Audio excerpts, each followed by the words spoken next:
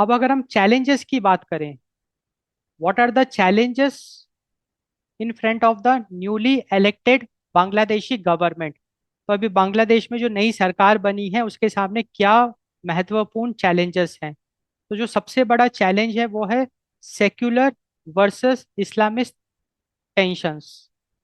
देखो अभी जो पिछली सरकार थी बांग्लादेश में, आवामी लीग की, शेख हसीना की जो सरकार थी, वो प्योरली सेक्युलर थी।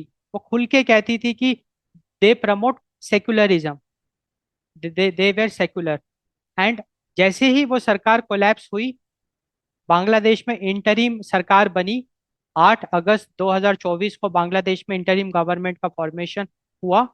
एंड उस इंटरिम गवर्नमेंट ने जमात ई इस्लामी, लाइक बीजेआई, बांग्लादेश जमात ई इस्लामी पॉलिटिकल पार्टी के ऊपर से बैन हटा दिया। 2025 जून 2025 में बांग्लादेश के सुप्रीम कोर्ट ने बीजेआई को इलेक्शन लड़ने का टिकट दे दिया, उनका रजिस्ट्रेशन को रिस्टोर कर लिया। एंड बीजेआई जो है वो फुल्ली इस्लाम को सपोर्ट करती है। बीजेआई क्योंकि वो बांग्लादेश की लार्जेस्ट इस्लामी पार्टी है। लाइक हमारी भारतीय जनता पार्टी है, हम हिंदुत्व की बात करते हैं, वैसे बीजेआई बांग्लादेश में इस्लामिक राइट्स की बात करती है।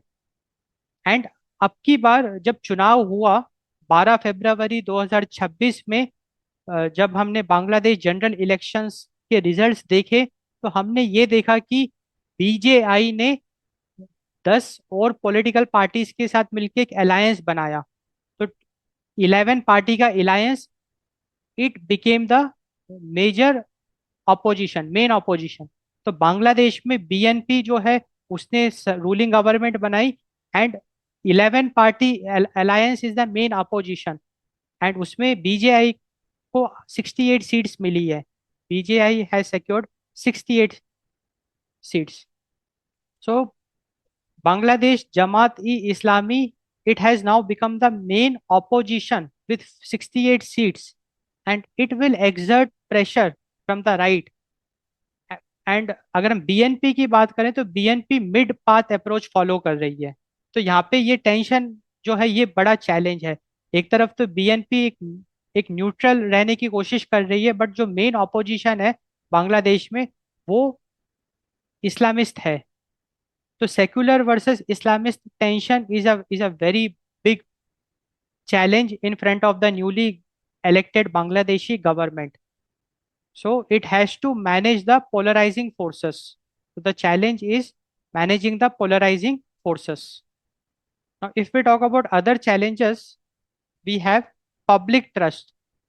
So skepticism remains regarding whether the BNP will revert to the autocratic tendencies and political retribution seen in the early 2000s.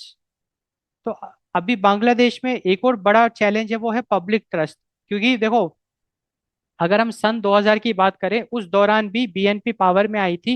And वहां पे हमको देखने को मिला कि इट शोड ऑटोक्रेटिक टेंडेंसीज, जो डिक्टेटरशिप वाला जो था, वैसा हमको रुतबा देखने को मिला जब सन 2000 में बीएनपी पावर में आई थी।